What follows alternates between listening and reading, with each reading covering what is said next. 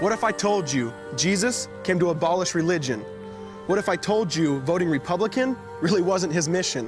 What if I told you Republican doesn't automatically mean Christian, and just because you call some people blind doesn't automatically give you vision?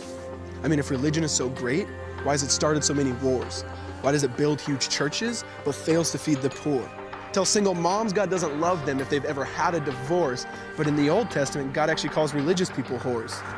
Religion might preach grace, but another thing they practice. Tend to ridicule God's people. They did it to John the Baptist.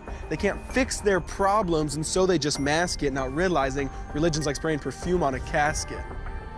See, the problem with religion is it never gets to the core. It's just behavior modification, like a long list of chores. Like, let's dress up the outside, make it look nice and neat. But it's funny, that's what they used to do to mummies while the corpse rots underneath. Now, I ain't judging, I'm just saying, quit putting on a fake look. Because there's a problem if people only know that you're a Christian by your Facebook. I mean, in every other aspect of life, you know that logic's unworthy.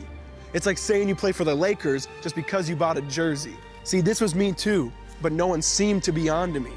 Acting like a church kid while addicted to pornography. See, on Sunday I'd go to church, but Saturday getting faded, acting if I was simply created to just have sex and get wasted. See, I spent my whole life building this facade of neatness, but now that I know Jesus, I boast in my weakness. Because if grace is water, then the church should be an ocean. It's not a museum for good people, it's a hospital for the broken. Which means I don't have to hide my failure, I don't have to hide my sin. Because it doesn't depend on me, it depends on Him. See, because when I was God's enemy, and certainly not a fan, He looked down and said, I want that man. Which is why Jesus hated religion, and for it He called them fools. Don't you see so much better than just following some rules? Now let me clarify. I love the church, I love the Bible, and yes, I believe in sin.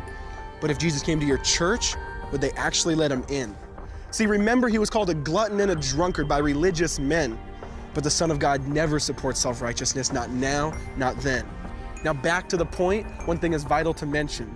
How Jesus and religion are on opposite spectrums. See, one's the work of God, but one's a man-made invention. See, one is the cure, but the other's the infection.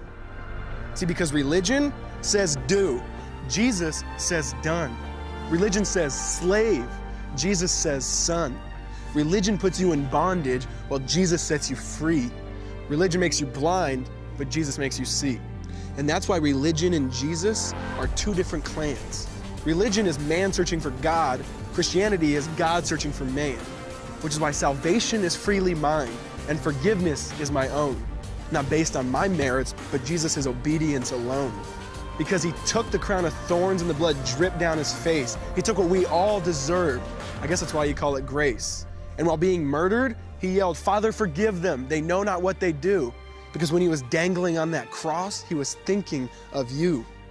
And He absorbed all your sin and He buried it in the tomb, which is why I'm kneeling at the cross saying, come on, there's room. So for religion, no, I hate it. In fact, I literally resent it. Because when Jesus said, it is finished, I believe He meant it.